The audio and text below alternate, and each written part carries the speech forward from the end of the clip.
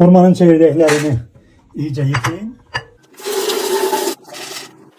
İyice kavurun. Biraz kavurandan sonra kendi yağı da çıkar ve kahverengine döner. Baskıda yapan da kırılabilir. Bu zaman ocağın altını kapatın ve koyun soyulsun. Bu şekilde elde ettiğimiz hurma çekirdeği kahvesi çok güçlü bir antioksidantıdır. Onlardaki demir eskiklikleri var. Onlara çok fayda sağlar. Özellikle o hanımefendiler ki hamiledirler, onlara günde bir bardak içmek çok fayda sağlar. O kardeşlerim ki diyabetleri var ya isterler zayıflayalar, onlara da günde bir bardak içmek fayda sağlar. Çok güzel rengi de bir kahve olur. Bunu her gün bir bardak için afiyet olsun.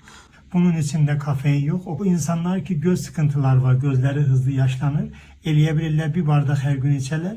Ve bunu soyudandan sonra gözlerini de yıkamak çok etkisi var onlara.